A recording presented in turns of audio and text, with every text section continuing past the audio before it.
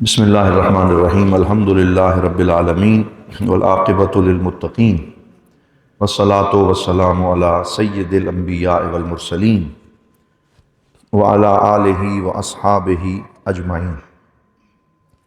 بعد از حمد و صلاۃ، معزز و محتشم اساتذہ کرام، عزیز طلباء و طالبات اور معلمات، الحمدللہ آج ہماری جو دورہ حدیث شریف اور سینئر کلاسز کے لیے ایک ہم نے تربیتی ورکشاپ کا انعقاد کیا تھا، اس کا آخری روز ہے، اور ابھی میری گفتگو کے بعد انشاءاللہ پروفیسر ابرار حسین صاحب وہ بھی تشریف لا چکے ہیں، ان کا خطاب ہوگا اور گفتگو فرمائیں گے۔ اور مجھے بھی اس دفعہ میں یہ چاہ رہا تھا کہ الحاد کے کسی ٹاپک پہ اور اس کے رد کے حوالے سے بات کروں، لیکن ہمارے دورہ حدیث شریف کے ایک سٹوڈنٹ پتہ نہیں اب خود یہاں بیٹھے ہیں کہ نہیں، گوہر صاحب بیٹھے ہیں، کہیں بیٹھے ہیں، نہیں یہ گوہر صاحب ہیں، وہ خود نہیں ہیں، یہ کسی اور نے ہاتھ کھڑا کر دیا، تو وہ انہوں نے میری توجہ دلائی کہ آرٹیفیشیل انٹیلیجنس AI جو ہے اس کے جو مذہبی دور رس ایک چیلنجز ہیں ان کا ذکر کیا جائے، تو میں نے مناسب سمجھا کہ ایک سٹوڈنٹ ہیں، انہوں نے توجہ بھی دلائی ہے اور موضوع بھی ایسا ہے جو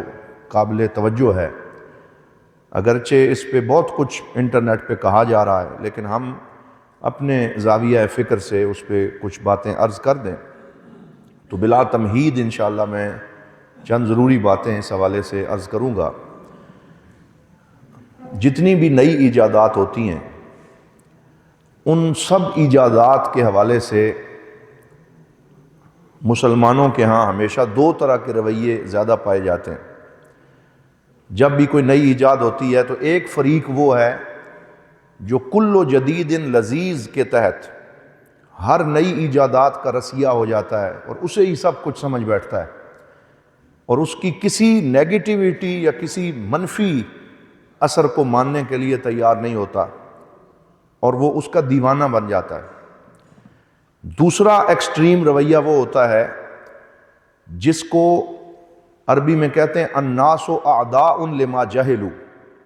کہ لوگ اس چیز کے دشمن بن جاتے ہیں جسے وہ جانتے ہی نہیں ہیں کہ اس کی حقیقت کیا ہے۔ کیمرہ ایجاد ہوا، ٹیلی ویژن ایجاد ہوا، کمپیوٹر آیا، تو ہمیں یہ دونوں رویے، جو دونوں ایکسٹریم رویے ہیں، وہ دیکھنے میں ملے،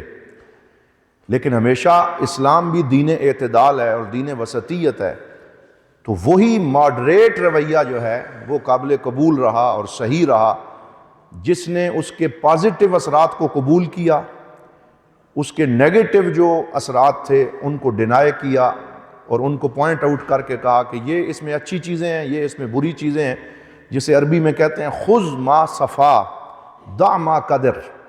کہ اس چیز کو لے لو جو اچھی ہے اور اس چیز کو چھوڑ دو جو بری ہے۔ کوئی بھی چیز نہ مکمل طور پہ وہ ڈینائیبل ہوتی ہے، نہ ہی وہ مکمل طور پہ ایکسیپٹیبل ہوتی ہے سوائے قرآن و سنت کے،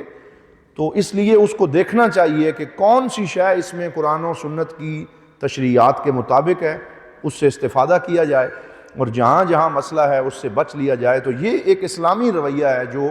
ہر نئی چیز کے بارے میں ہمارا ہونا چاہیے۔ AI کی اگر ہم بات کریں تو یہ کیا چیز ہے؟ آپ ماشاءاللہ جو طلباء ہیں اور موبائل کے فلوئنٹ یوزرز ہیں وہ مجھ سے زیادہ جانتے ہیں کہ AI کیا ہے، اس لیے مجھے اس کی لمبی چوڑی تعریف اور تشریح کرنے کی کوئی ضرورت نہیں ہے، لیکن میں اتنا ضرور کہوں گا کہ پہلے گوگل سرچ انجن اور دیگر کئی سرچ انجن ہمارے پاس استعمال میں ہیں، اور ان میں یہ ہوتا ہے کہ جب ہم نے کوئی چیز تلاش کرنی ہوتی ہے تو وہ پہلے سے موجود کوئی شے گوگل ہمارے سامنے رکھ دیتا ہے کہ یہ کسی کا آرٹیکل ہے، یہ PDF ہے، یہ بک ہے، یہ مکتبہ شاملہ ہے، یہ فلاں ہے، تو وہ چیزیں ہمارے سامنے آتی ہیں جن کا آنر کوئی اور ہوتا ہے، اور ہم اسے پڑھ کے اس کا حوالہ دیتے ہیں کہ یہ فلاں نے کہا، یہ فلاں نے کہا۔ لیکن پہلی دفعہ AI کی شکل میں ایک ایسی چیز سامنے آئی ہے کہ جسے ہم اللہ دین کا چراغ کہہ سکتے ہیں، کہ آپ نے اس سے کوئی چیز پوچھی اور اس نے 1 سیکنڈ کے اندر اسے آپ کے سامنے حاضر کر دیا، اور حاضر بھی ری فریز کر کے کیا،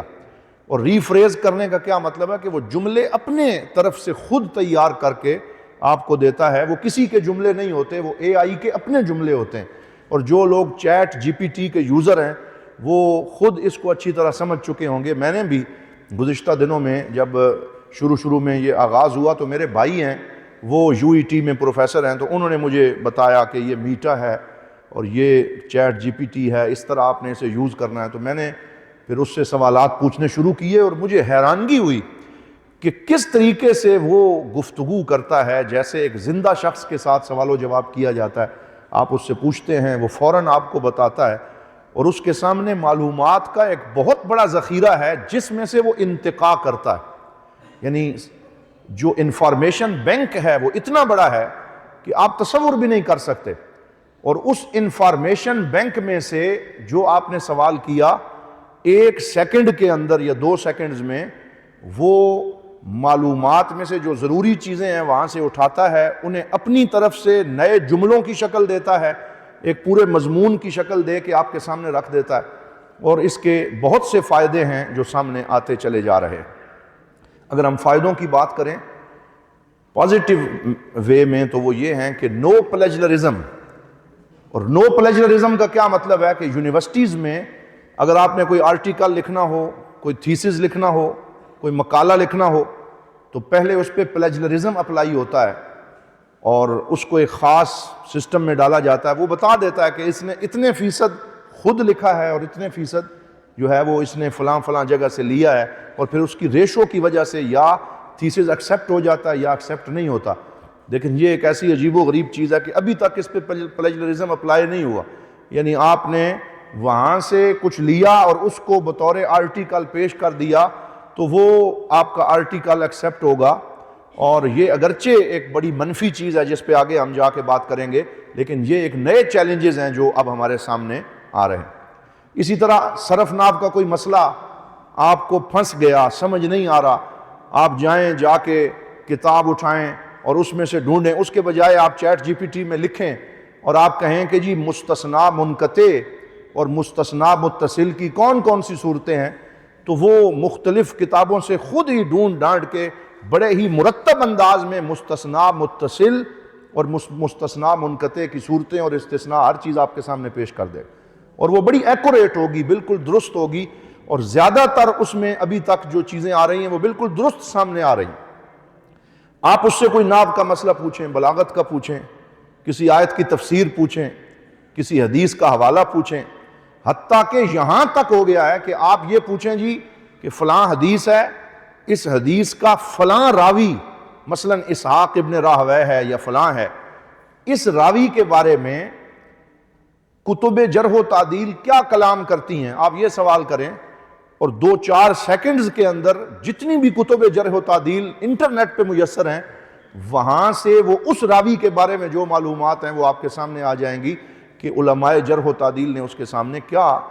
اس کے بارے میں قول کیا ہے، اور بعد میں آپ حوالہ جات چیک بھی کر سکتے ہیں۔ تو اس حوالے سے بہت مفید جو چیزیں ہیں وہ بھی سامنے آ رہی ہیں۔ حتیٰ کہ اگر آپ یہ کہیں جی کہ مجھے پوئٹری چاہیے، شاعری درکار ہے اور مجھے اتنے اشعار لکھ کے دے دو، تو چند سیکنڈ میں بنے بنائے اشعار آپ کو مل جائیں گے۔ وہ شعر چیٹ جی پی ٹی کے ہوں گے اور آپ کہیں جی کہ میں بھی شاعر بن گیا ہوں، اور وہ شعر آپ کے سامنے آ جائیں گے، مقالات، مضامین،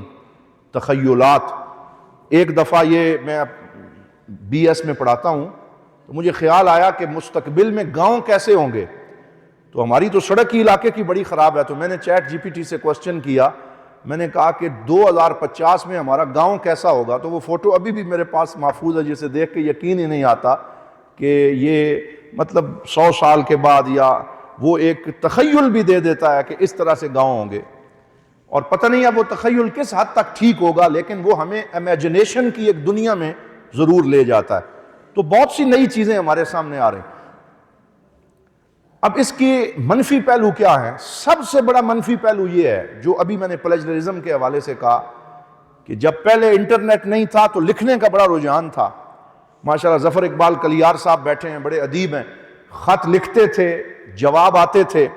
ہم ان سے معزوز ہوتے تھے۔ خط کے لمس کا بھی ایک لطف ہوتا تھا کہ آج میں مصر میں تھا تو مجھے پاکستان سے خط آتے تھے، جب خط پہنچتا تھوڑی دیر تو ہم اسے کھولتے ہی نہیں تھے کہ یہ اس کو آرام سے کھولیں گے، پھر اسے کھولتے تھے، پھر پڑھتے تھے، پھر کئی دفعہ پڑھتے تھے۔ تحریر میں ایک جاذبیت ہوتی تھی، لیکن جب سے واٹس ایپ آیا تو اس نے تحریر کا بیڑا غرق کر دیا۔ اب رومن میں لکھا جاتا ہے آپ کا کیا حال ہے، AA آپ، KIA کیا، HAAL حال، تو یہ اردو کا حال ہو گیا۔ یہ واٹس ایپ نے اور ان جدید چیزوں نے ہماری تحریر، ادب، شاعری اور جسے ایک آرٹس کہا جاتا ہے، جسے لکھنا کہا جاتا ہے، جسے ذوق کہا جاتا ہے، اس کا جنازہ نکال دی۔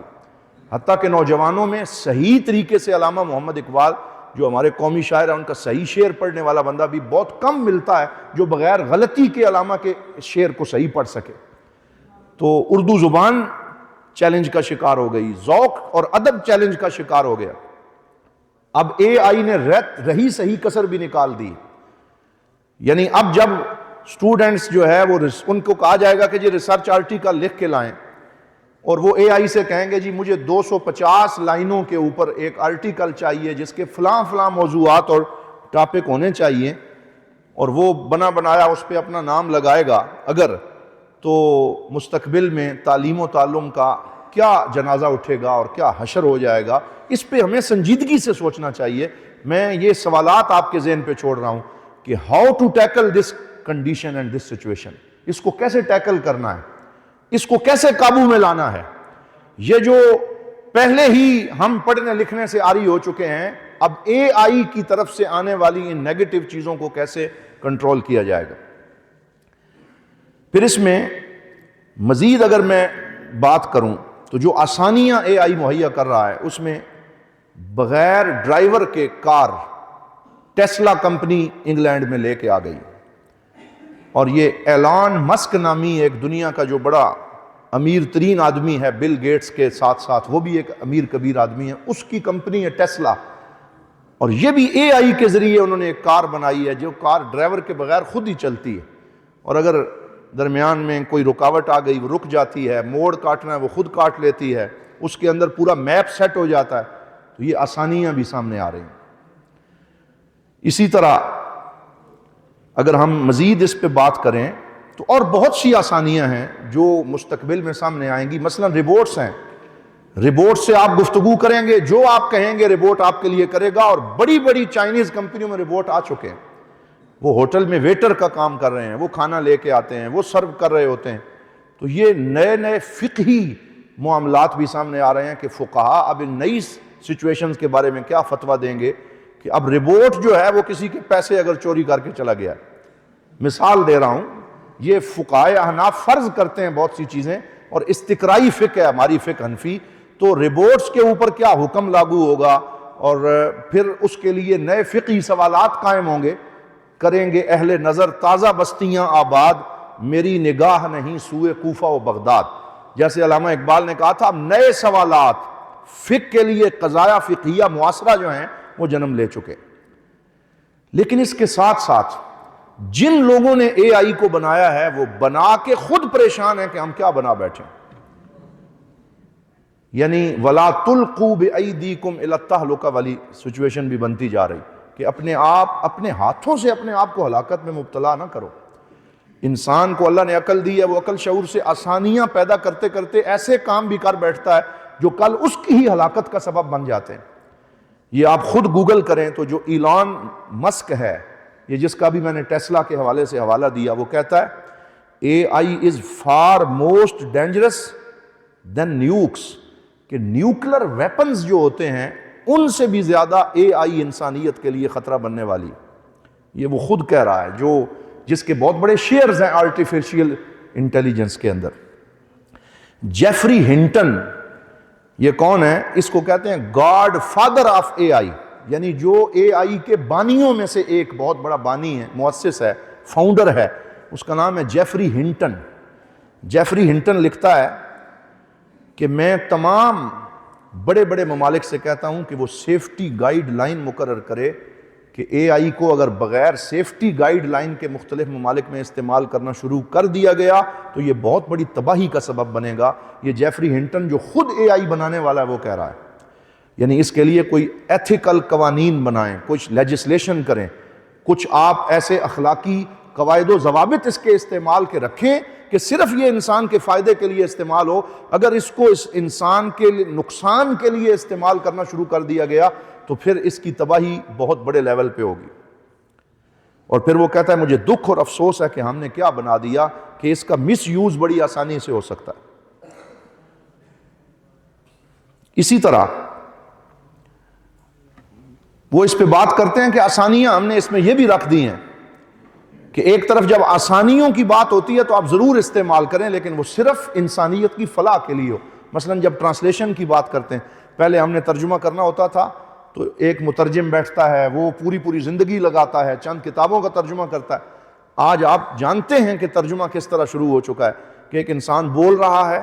اور اے آئی کے ذریعے بیک وقت 12-13 زبانوں میں اس کا ترجمہ ہو کر سامنے لکھا بھی جا رہا ہے، آ بھی رہا ہے. آپ کو جو ترجمہ جس زبان میں چاہیے وہ اے آئی کے ذریعے دستیاب ہے.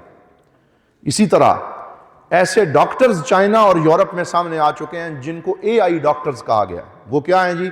کہ وہ ایک مشین ہے روبوٹ ٹائپ کی، اس کے سامنے مریض جا کے بیٹھتا ہے، وہ پورا اس کو باڈی کو سکین کرتا ہے، پھر اس کی بیماریوں کا جائزہ لیتا ہے،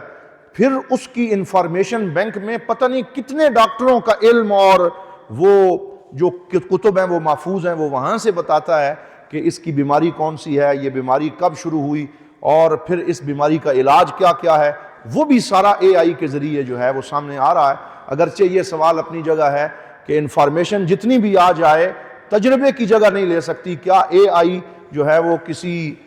ڈاکٹر کے تجربے کی جگہ بھی لے سکے گی یا نہیں لے سکے گی؟ یہ مستقبل میں چیزیں سامنے آئیں گی. ماشاءاللہ پروفیسر ابرار حسین صاحب ہمارے آج کے خصوصی مہمان تشریف لا چکے ہیں اور جلد اب ان کی گفتگو جو ہے وہ اس سے ہم مستفید ہوں گے.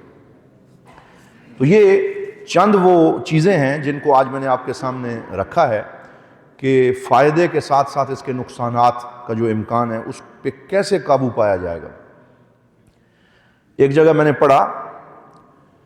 کہ مستقبل میں یہ بھی اس کے اندر صلاحیت سامنے آ گئی ہے اے آئی کے اندر کہ یہ انسانوں کے مزاج کو سمجھنا، حتیٰ کہ کسی نے لکھا کہ بیوی بچوں سے زیادہ انسان کے مزاج کے بارے میں اے آئی کو آگاہی ہوگی. یہ کون سا میوزک پسند کرتا ہے، یہ کون سی سائٹس کو وزٹ کرتا ہے، یہ کون سے پروگرام دیکھتا ہے، اس کے نظریات کون سے ہیں، اس کے تخیلات کیا ہیں، اس کے سوچنے کا انداز کیا ہے. تو ایک پوری ایسی پروفائل اے آئی جنریٹ کرتا ہے انسان کے بارے میں. یہ کام تو شروع ہو گیا ہے کہ پھر اس ڈیٹا بیس کو انسان کے حق میں بھی استعمال کیا جا سکتا ہے اور انسان کے خلاف بھی استعمال کیا جا سکتا ہے. اور یہ بھی اب فقہا کے سامنے نئے سوالات یہ چیزیں جنم دے رہی ہیں کہ اس صورتحال سے کیسے نپٹا جائے گا. اب اس میں بہت سی چیزیں ہم فرض کر سکتے ہیں. مثال کے طور پہ ایک چیز ہے جسے کہتے ہیں کمپیوٹر الگورتھم یا الگوریدم. وہ کیا چیز ہے کہ جب ہم، آپ جانتے ہیں، کوئی خاص قسم کی ویڈیو دیکھتے ہیں، فلسطین کے حوالے سے ہم کوئی ویڈیو دیکھتے ہیں تو کمپیوٹر اے آئی کے ذریعے جج کر لیتا ہے کہ اس کو یہ چیز پسند ہے تو ہمارے پیج پہ ساری پرو فلسطین ویڈیوز چلنی شروع ہو جاتی ہیں اور بندہ یہ سمجھنے لگتا ہے اور خوش فہمی میں مبتلا ہو جاتا ہے کہ فلسطین سے محبت کرنے والے تو بے شمار لوگ ہیں اور سارے میرے ہم خیال ہیں. لیکن ممکن ہے جو اس کا پڑوسی ساتھ والے گھر میں ہے وہ زائونسٹ ہو، یہودی ہو، اور اس کے پیج کے اوپر جتنی بھی ویڈیوز ہیں وہ ساری یہودیوں کو سپورٹ کرنے والی اے آئی اس کے لیے شو کر رہا ہو. تو ہر انسان کے اپنے پروفائل پہ اے آئی وہی دکھائے گا جو دیکھنا وہ پسند کرتا ہے. تو اس سے ورلڈ ویو ڈیفرنٹ ہوتا چلا جا رہا ہے کہ ممکن ہے دو بندے ساتھ بیٹھے ہیں، دونوں کا ورلڈ ویو اپنا اپنا ہو اور وہ اے آئی اس میں پورے کا پورا اثر انداز ہو رہا ہو. اور اس چیز کو مستقبل میں لوگوں کی ذہن سازی اور برین واشنگ کے لیے استعمال کیا جائے گا کہ ہر بندے کے بارے میں اے آئی جانتا ہے، اس کے سوچنے کا انداز کیا ہے، اس کو کیا دکھانا ہے. اور دیکھ کے ان چیزوں کو ایک انسان ایک ایسا ذہن بنائے گا جیسا ذہن بنانا چاہیں گے ادارے، اور جیسا ذہن ملٹی نیشنل کمپنیاں ہمارے بارے میں بنانا چاہیں گی وہ ذہن انسان کا بن کے سامنے آئے گا. جنگیں ہوں گی، نئے جھگڑے ہوں گے. تو یہ بھی وہ نئے چیلنجز ہیں جو اے آئی کے ذریعے سامنے آ رہے. پاور ڈائنامکس چینج ہو گئی. اس کا کیا مطلب ہے کہ پہلے پاور اور طاقت حکومتوں کے پاس ہوتی ہے، پاکستان کی حکومت کے پاس، انڈیا کی حکومت کے پاس پاور ہے. لیکن آنے والے دنوں میں یہ پاور شفٹ ہو کر ایسی بلین ڈالر کی بڑی بڑی کمپنیوں کے پاس چلی جائے گی جن کے پاس ڈیٹا بیس زیادہ ہوگا، جن کے پاس انفارمیشن زیادہ ہوگی، اور پھر وہ جنگیں اس بنیاد پہ ہوں گی کہ اے آئی کا اور ان چیزوں کا استعمال کون اچھے طریقے سے کر رہا ہے، اور یہ پاور شفٹ جو ہے دنیا میں بہت بڑا یہ بھی آنے والا ہے۔ اسی طرح اگر میں فقہی سوالات کی بات کروں کہ کون کون سے نئے فقہی سوالات جنم دیں گے، تو جیسے آج کل گوگل سب سے بڑا مفتی ہے، آنے والے دنوں میں chat G P T sub سے بڑا مفتی ہوگا۔ اور ابھی تو ہم نے مسئلہ پوچھنا ہو تو ہم اپنے مزاج کے مطابق مسئلہ ڈھونڈ لیتے ہیں، اور علماء تو ڈھونڈ ہی لیتے ہیں، طلباء بھی ڈھونڈ لیتے ہیں کہ مجھے حنفی پوائنٹ آف ویو درکار ہے، شافعی پوائنٹ آف ویو چاہیے، مجھے مالکیوں کی رائے چاہیے، یا میں نے یہ مسئلہ جو ہے یہ فلاں کتاب سے لینا ہے۔ لیکن آنے والے دنوں میں یہ منظرنامہ ہمیں ابھی سے نظر آ رہا ہے کہ وہ لوگ جن کی کوئی دینی بیک گراؤنڈ بھی نہیں ہے، کوئی مسئلہ انہوں نے پوچھنا ہے، وہ چیٹ جی پی ٹی میں ڈالیں گے، اور چیٹ جی پی ٹی جو ان کو مسئلہ ان کے سامنے رکھے گا وہ اسی کو حرف آخر سمجھ کے بطور دین قبول کر لیں گے۔ پھر اس وقت لوگوں کو صحیح اور غلط کی پہچان کیسے کروائی جائے گی؟ اور پھر اس میں ایک بہت بڑی چیز جو اداروں کے لیے اور خاص طور پہ اہل سنت کے لیے وہ لمحہ فکریہ ہے، وہ یہ ہے کہ اے آئی ابھی تک ڈیٹا وہاں سے اٹھاتا ہے جہاں پہلے سے ڈیٹا موجود ہے، وہ گوگل سرچ انجن ہے، وہ دیگر ہیں، وہاں پہلے ڈیٹا ڈالا گیا ہے، اور اے آئی وہاں سے ڈیٹا کو سلیکٹ کر کے چیری پکنگ کر کے ہمیں دیتا ہے کہ ہم نے وہ ڈیٹا جو ہے وہ ضرورت کے مطابق پڑھ لینا ہے۔ تو جن اداروں نے اپنا ڈیٹا فیڈ ہی نہیں کیا ہوگا، جنہوں نے اپنا کوئی ڈیٹا بیس ہی نہیں بنایا، جنہوں نے اپنی کتب کو صحیح طریقے سے سافٹ فارم میں وہاں پہ رکھے ہی نہیں ہیں، تو کل وہ کیسے یہ تقاضا کر سکیں گے کہ آج ہماری مرضی کا جو ہم حق چاہتے ہیں، جو ہم مسئلہ چاہتے ہیں کہ وہ سامنے آئے، وہ تو سامنے آ ہی نہیں رہا، کیونکہ وہ کوئی ایسا مفتی تو نہیں ہے کہ وہ خود انٹیلیجنٹ ہو، وہ آرٹیفیشیل انٹیلیجنٹ ہے، وہ ایک نقلی ذہانت ہے، وہ مصنوعی ذہانت ہے، اور مصنوعی ذہانت کبھی بھی خدا داد ذہانت کا مقابلہ کر سکتی نہیں ہے۔ بہرحال اللہ کا بنایا ہوا سپیریئر ہے، اور بندے کا بنایا ہوا کبھی بھی سپیریئر نہیں ہو سکتا۔ تو اس کو یہ تو نہیں پتا ہوگا کہ حق کیا ہے باطل کیا ہے، اس نے تو موجود معلومات میں سے آپ کو بات بتانی ہے، اور موجود معلومات میں اگر ہم نے ڈیٹا فیڈ ہی نہ کیا تو کل ہم یہ تقاضا کیسے کریں گے کہ ڈیٹا ہمارا نظر نہیں آ رہا؟ تو اس وقت کرنے کا کام ہمارے اداروں کا کیا ہے، بڑے بڑے اداروں کا، اہل سنت کے اداروں کا، جو اہل حق ہیں، کہ وہ اپنی طرف سے پوری ٹیمیں بنا کے ڈیٹا فیڈنگ کو تیز کریں، اور بڑے بڑے ادارے قائم کیے جائیں، ٹیمیں بنائی جائیں، خرچہ کیا جائے، ڈیٹا فیڈ کر دیا جائے، پوری کتابیں جو ہیں ان کو سافٹ فارم میں رکھ دیا جائے، تاکہ ایک ایسا انفارمیشن بینک ہماری طرف سے بھی کریٹ ہو کہ کل جب چیٹ جی پی ٹی 4 یا کوئی بھی اور بنتا ہے اور وہ معلومات کا انتقاء کرتا ہے تو ہماری طرف سے جو فیڈ کردہ معلومات ہیں وہ بھی جواب بن کے سامنے آ سکیں۔ تو یہ بھی ایک بہت بڑا مستقبل کا چیلنج ہے۔ اسی طرح ایک دو باتیں آخر میں اور عرض کروں گا۔ فقہی طور پہ ایک اور چیلنج سامنے آ رہا ہے جسے ڈیپ فیک چیلنج کا نام دیا جا رہا ہے۔ ایک ہوتا ہے فیک معلومات۔ پہلے تو فیک معلومات بنانا بڑی مشکل ہوتی تھی، یہ ممکن نہیں تھا کہ کسی بندے کی تصویر غلط طریقے سے دکھائی جا سکے، وہ چوری پکڑی جاتی تھی۔ اب ڈیپ فیک نام سے ایک اصطلاح سامنے آئی ہے، اور اس کا مطلب یہ ہے کہ آپ یقین ہی نہیں کریں گے کہ یہ جھوٹ ہے، آپ کی آنکھوں کے سامنے جھوٹ ہوگا اور آپ کہیں گے یہ سچ ہے۔ اور اس کی بہترین مثال یہ ابھی رشیا اور یوکرائن کی جنگ ہو رہی تھی، اور ابھی بھی کسی حد تک جاری ہے، پہلے تو بہت تیز تھی۔ تو اس دوران ولادیمیر پوٹن جو صدر ہے رشیا کا، اور ادھر جو صدر ہے یوکرائن کا، ان کی تصویر اے آئی جنریٹڈ سامنے لگائی گئی، جس میں وہ دونوں ایک دوسرے سے سلام لے کے مسکرا رہے ہیں، اور نیچے خبر چلا دی گئی کہ دونوں ممالک کے صدور کی آپس میں صلح ہو گئی ہے اور جنگ بندی شروع ہونے لگی۔ وہ کچھ دنوں بعد پتہ چلا کہ یہ تو ملاقات ہی نہیں ہوئی، اور نہ وہ سلام لیا نہ اسمائل ہوا، یہ تو اے آئی جنریٹڈ ایک فوٹو تھا جس پہ بہت سے لوگ جو ہیں وہ مس گائیڈ کر دیے گئے، مس لیڈ کر دیے گئے۔ تو یہ ایک چھوٹی سی مثال ہے، اس طرح کی بے شمار مثالیں ہیں بڑی بڑی سیلیبریٹیز کے بارے میں وہ ڈیپ فیک سن، اب اس کے لیے میں اور لفظ کوئی یوز نہیں کرتا، وہ بھی سامنے آ رہے ہیں کہ وہ فارسی اور اوریانی میں بڑی بڑی سیلیبریٹیز ہیں، یو کے اور یورپ میں یہ مسئلہ سامنے آیا، وہ مبتلا ہیں اور ان کا فوٹو سامنے آ رہا ہے۔ بعد میں پتہ چلا کہ ان کی تو ملاقات ہی نہیں ہے، اور یہ بھی پورے کی پوری ویڈیو جو ہے وہ آٹو جنریٹ ہوئی ہے، اے آئی کے ذریعے اس کو جنریٹ کیا گیا ہے۔ تو اس طریقے سے نئے نئے چیلنجز سامنے آ رہے ہیں۔ اس کی وجہ سے لوگ ایک دوسرے سے بدظن ہوں گے، لوگوں کو دوسروں کا مخالف بنایا جائے گا۔ تو جب یہ مس یوز اے آئی کا شروع ہوگا تو پھر فقہائے کرام کے لیے ذمہ داری ہے کہ وہ کنٹمپریری جو ایک فقہ ہے، یا جسے فقہ المعاصر کہا جاتا ہے، اس کی روشنی میں نئی فرضیات کو لکھتے ہوئے نئے آنے والے دور کے لیے مسائل تجویز کریں تاکہ اس دور میں پھر ان سے نپٹا جا سکے۔ جاب پرابلمز اے آئی کی وجہ سے جو سامنے آ رہی ہیں کہ بہت سے لوگوں کی جابز کی چھٹی ہو رہی ہے اور بے روزگاری بڑھ رہی ہے کم ہونے کے بجائے۔ کیوں؟ وہ کہتے تھے کہ ایک وائٹ کالر جاب ہوتی ہے اور ایک جاب ہوتی ہے جو پلمبر کی ہے، جو درزی کی ہے، جو ہاتھ سے کام کرنے والے محنتی کی ہے۔ اے آئی نے محنت کرنے والوں کی جاب کو ابھی تک ختم نہیں کیا، اس نے وائٹ کالر جاب کو ختم کر دیا۔ وہ لوگ جو کمپیوٹر کے سامنے بڑے آرام سے بیٹھ کے کام کرتے تھے، گرافک ڈیزائنر، جن میں ٹرانسلیٹر، جن میں سکرپٹ رائٹر، یہ جو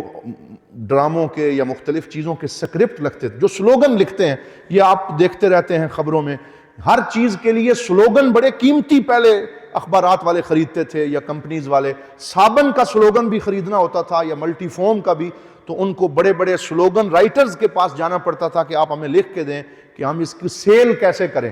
اب وہ سارے کام خود بخود اے آئی کر دیتا ہے۔ آپ اے آئی سے کہیں جی ہمیں فلاں چیز کا اشتہار چاہیے، گرافک ڈیزائنر جس چیز کو 5 گھنٹے لگا کے محنت سے تیار کرتا ہے، اے آئی ایک اس سے اچھا امیج جو ہے وہ آپ کو 3 منٹ میں یا 1 منٹ میں کریٹ کر کے سامنے دے دیتا ہے۔ تو اس سے بہت سی جابز ختم ہو رہی ہیں۔ کچھ لوگوں کو بہت سی جابز ملیں گی بھی صحیح، لیکن ان کو ملیں گی جن کی کمپیوٹر کے اوپر مہارت ہوگی، جن کو آنے والے دور کے فنون کے اوپر مہارت ہوگی۔ تو آج کے اس لیکچر سے ایک چیز ہم نے یہ بھی سیکھنی ہے کہ ہم آنے والے نئے چیلنجز کا ادراک کرتے ہوئے، جب چھٹیاں ہوں، جب ہمارے پاس وقت ہو، ہم آنے والے دور کے لیے کچھ نئے فنون بھی سیکھیں، کچھ نئی دنیا کے لیے بھی تیاری کریں تاکہ ہم اس میں سروائیو کر سکیں، اور اس میں بے شک دینی رہنمائی فراہم کریں لیکن وہ اچھے طریقے سے فراہم کر سکیں۔ اور بہت ساری چیزیں ہیں لیکن اب وقت نہیں ہے کہ ان کو بیان کیا جائے۔ کل میں سن رہا تھا، انڈیا کے ایک بہت بڑے اسکالر ہیں، ڈاکٹر سید عبداللہ طارق ان کا نام ہے، بہت سی کتابیں بھی ان کی ہیں۔ انہوں نے بڑی عجیب بات کی، انہوں نے کہا کہ یہ جو اب ایلون مسک یا جو سیم آلٹن ہے، جو سی ای او ہے اے آئی کا، وہ اب لوگوں سے یہ کہہ رہا ہے کہ ہم تو غلط چیز بنا بیٹھے ہیں، جب تک اس کی ایتھیکل لیجسلیشن نہ کی جائے کوئی ملک اے آئی کو زیادہ یوز نہ کرے۔ چیٹ جی پی ٹی 4 سے اوپر اب کوئی چیز نہ بنائیں، وہ ہاتھ باندھ کے خود کہہ رہے ہیں، ورنہ یہ ہمارے لیے بہت بڑا خطرہ بن جائے گا۔ تو اس میں ڈاکٹر سید عبداللہ طارق کہتے ہیں کیسے خطرہ بنے گا کہ ابھی تک تو پروگرامنگ انسان کے ہاتھ میں، انسان جو پروگرامنگ کرتا ہے، ربوٹ وہی کام کرتا ہے جو پروگرامنگ انسان نے کی ہے، لیکن اگر اے آئی کے سلسلے کو اسی طرح جاری رکھا گیا تو آنے والے سالوں میں یہ ممکن ہے کہ وہ سیلف پروگرامنگ شروع کر دے، اور جس دن اس نے سیلف پروگرامنگ شروع کر دی تو پھر وہ تباہی لائے گا، پھر اسے ڈی ایکٹیویٹ نہیں کیا جا سکے گا، بند ہی نہیں کیا جا سکے گا، اور عین ممکن ہے کہ وہ دنیا کے لیے تباہی کا سبب بننا شروع کر دے۔ تو ڈاکٹر سید عبداللہ طارق نے ایک فرضیہ جو ہے اپنی طرف سے فرض کیا، اور وہ کہتے ہیں کہ قرآن میں جس دابۃ الارض کا ذکر ہے، اگرچہ ہم جس چیز کو پسند نہیں کرتے کہ سائنس کے ساتھ قرآنی کسی معجزے یا چیز کو جوڑا جائے، لیکن لوگ سوچتے ہیں اور سوچ کے بات کر دیتے ہیں، ضروری نہیں کہ ان کی بات ٹھیک ہو۔ تو وہ کہتے ہیں کہ یہ جو دابۃ الارض کا ذکر ہے کہ وہ آخر الزمان میں نکلے گا، اور قرآن پاک میں آیت ہے وَإِذَا وَقَعَ الْقَوْلُ عَلَيْهِمْ أَخْرَجْنَا لَهُمْ دَابَّةً مِّنَ الْأَرْضِ تُكَلِّمُهُمْ، کہ جب اللہ تعالیٰ کا قول ان پہ برحق واقعہ ہو جائے گا اور وہ کسی نشانی پہ ایمان نہیں لائیں گے تو زمین سے ان کے لیے بولنے والا ایک دابہ نکالا جائے گا۔ تو وہ کہتے ہیں اس کو اس کے اوپر بھی منطبق کیا جا سکتا ہے، کیونکہ یہ بھی ایک ایسا روبوٹ ہے جو انسان نے ہی بنایا ہے، اور انسان بھی زمین سے نکلا ہے، اور وہ لوگوں سے گفتگو کرے گا جو روبوٹ ہے، اور وہ لوگوں کے ساتھ بات کرے گا، اور اگر وہ خطرہ بن گیا تو وہ بھی دابۃ الارض کی ایک شکل ہو سکتی ہے۔ تو یہ نئے نئے چیلنجز ہیں ہمیں اس پہ پڑھتے رہنا چاہیے، ہمیں